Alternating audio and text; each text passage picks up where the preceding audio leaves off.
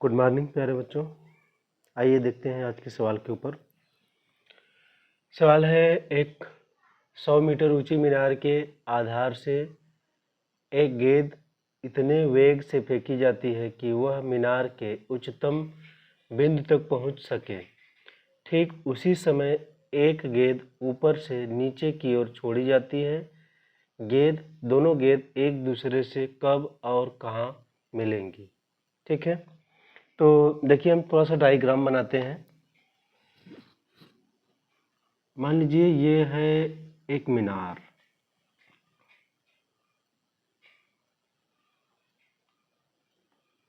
जिसकी ऊंचाई है 100 मीटर। ठीक है, ये पॉइंट है ए और ये पॉइंट है बी। ठीक है बच्चों, अब ध्यान दीजिए, यहाँ से दो गेंदें फेंकी जा रही है। एक नीचे से फेंकी जा रही है जिसका वेग मान लेते हैं वीबी है, और एक गेंद ऊपर से फेंकी जा रही है जिसका वेग मान लेते हैं वीए है। ठीक है, अब उसके बाद देखिए ये गेंदें एक दूसरे को कहीं पे मिलेंगी, तो मान लेते हैं कि ये ऊपर से आ रही है और ये नीचे से जा रही है, तो यहाँ से यहाँ तक की दूरी को मान लेते हैं कि क्या है, यक्स है। ठीक है, और ये जो दूरी बची इस दूरी को क्या कहेंगे, तो 100 में से यक्स को घटा देंगे तो ये दूरी मिल जाएगा। ठीक है, यहाँ इस बिंदु पर कहीं ये जो है मिलती है, यानी ये नीचे से x दूरी पर मिलती है, ऊपर से जो आएगा वो अलग हो जाएगा। अब ध्यान दीजिए, इसको यहाँ तक मानते हैं, थोड़ा सा बड़ा कर देते हैं इसको। ठीक है, अब चलिए देखिए, और तो कुछ दिया नहीं है, इसमें पूछ रहा है कि कब और कहाँ। कब मतलब कि समय पूछ रहा है कि कितने समय पश्चात, और कहाँ मतलब कि कितनी दूर पर मिलेंगी। ठीक है, तो आइए देखते हैं, मान लेते हैं। पहले माना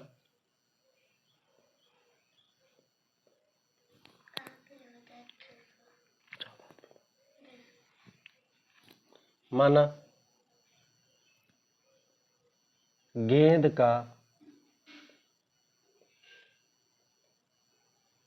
वेग VA तथा VB है, VA तथा VB है।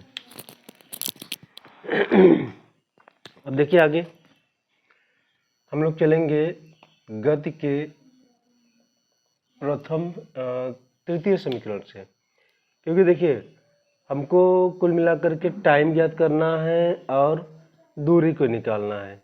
ठीक है, अच्छा एक चीज़ ये भी है कि जो गेंद यहाँ से फेंकी जा रही है, नीचे से जो फेंकी जा रही है, उसका प्रारंभिक वेग कुछ न कुछ होगा, मतलब फेंके। ठीक है, और जो गेंद ऊपर से फेंकी जाएगी तो उसका जो प्रारंभिक वेग होगा वो क्या होगा, 0 होगा।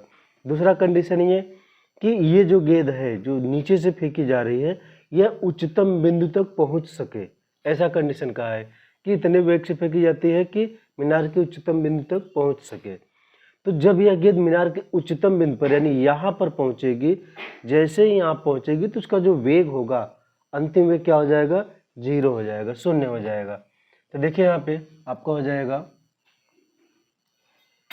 गति के तृतीय समीकरण से v² बराबर, नीचे वाली गेंद को फेंक रहे हैं तो हो जाएगा VB²। अच्छा ऊपर की ओर फेंक रहे हैं, ऊपर की ओर जब गेंद को फेंकेंगे तो गुरुत्वीय त्वरण के विपरीत फेंकेंगे, विपरीत फेंकेंगे तो इसका मतलब क्या हो जाएगा कि g का मान माइनस रहेगा, यानी माइनस v² - 2gh। ठीक है, ये 0 है, बराबर VB² - 2 गुणे g का मान 9.8 यहाँ पे दिया हुआ है, g का मान 9.8 मीटर प्रति सेकंड स्क्वायर। 9.8 गुणे h का मान 100। ठीक है, ये इधर माइनस है, उधर जाएगा प्लस हो जाएगा, यानी आपको हो जाएगा 2 8 16, दोनों 18 1 19, 196, एक तो जीरो लगा दीजिए, बराबर VB स्क्वायर, या VB बराबर हो जाएगा रूट में 1960। ठीक है, इसको कर देते हैं समीकरण नंबर 1, जरूरत पड़ेगी इसकी। अब देखिए चलेंगे इसी में, फिर हम चलेंगे, मान लीजिए x दूरी पर ये गेंद को मिलना है। ठीक है, तो कितनी दूरी पर, x दूरी पर, तो गति के द्वितीय समीकरण से चलेंगे, गति के द्वितीय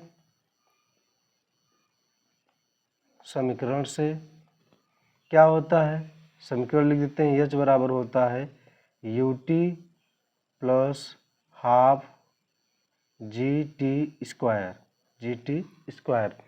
अब पहले हम किसके लिए चल रहे हैं, हम चल रहे हैं B के लिए, यानी B के लिए, B के लिए क्या हो जाएगा, गेंद ऊपर जा रही है तो माइनस होगा, और प्रारंभिक वेग इसका रहेगा, यक्स की जगह हम क्या रखेंगे, यक्स रखेंगे, क्योंकि हमें यक्स दूरी लेना है, तो यक्स बराबर हो जाएगा VB T प्लस माइनस हो जाएगा, माइनस 1/2 GT स्क्वायर।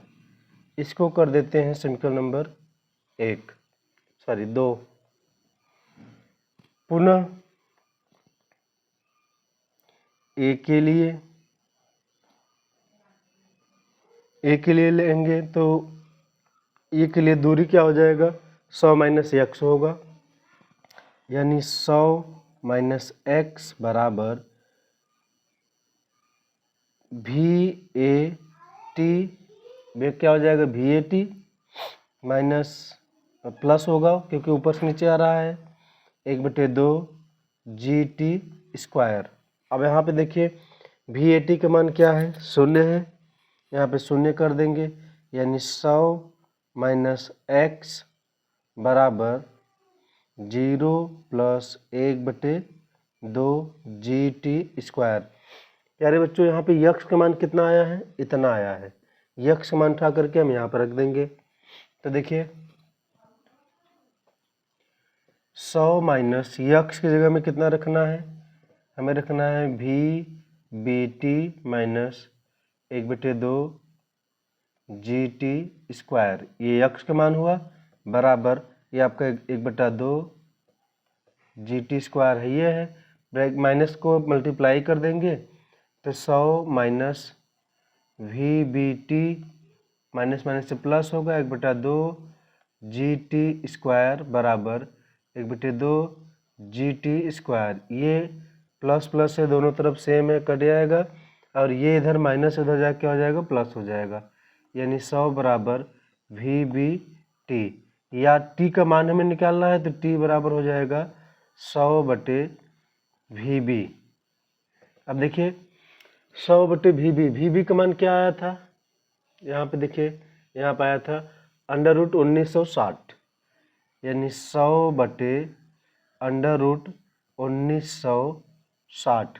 यहाँ पे देखिए एक चीज़ हम लोग ये कर सकते हैं कि 100 इसको लिख सकते हैं 196 × 10, इतना लिख सकते हैं। 196 किसका वर्गमूल है, तो 14 का वर्गमूल है, यानी कि 100/14 √10।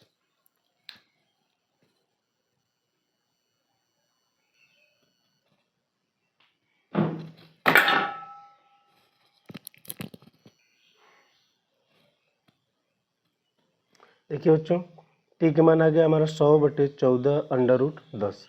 अब हमें निकालना है कि कितनी दूरी पर ये मिलेंगे ना, दूरी निकालना है, तो दूरी के लिए हम लोग क्या कर सकते हैं, x की वैल्यू निकालेंगे। x की वैल्यू हमारी कहाँ पे आई थी, जो x बराबर, यहाँ पे देखिए x की वैल्यू हम यहाँ से ले सकते हैं, यानी कि समीकरण 2 से यहाँ लिखेंगे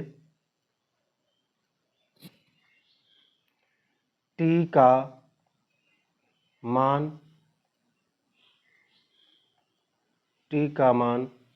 समीकरण 2 में रखने पर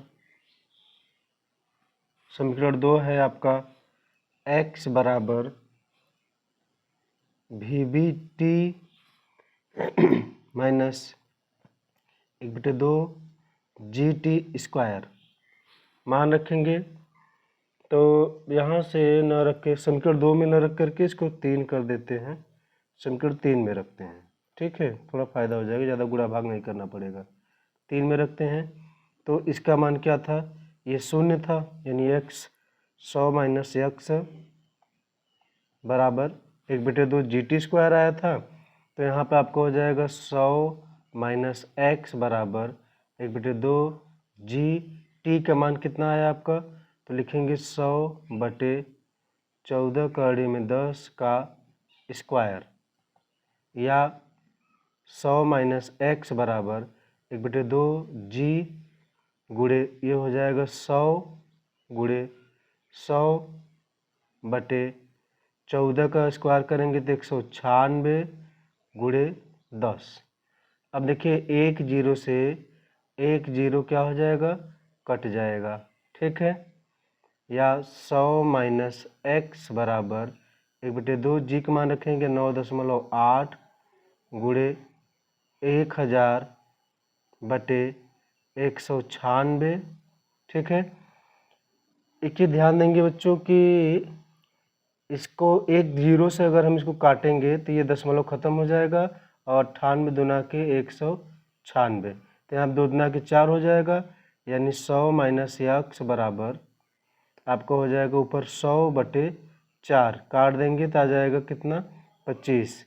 25 को इधर करेंगे, 100 को उधर कर देंगे, तो 100 माइनस 25 बराबर x, या x बराबर आपका आ जाएगा 75 मीटर। ये आपका आंसर हो जाएगा कम्प्लीटली। ठीक है, ओके। देखिए बच्चों की थोड़ा लाइट कट गई थी, इसके वजह से मैंने वीडियो को बीच में रोका, फिर से लाइट की व्यवस्था करके वीडियो को पूरा किया हूँ। प्लीज़ लाइक और शेयर कर दीजिएगा। धन्यवाद।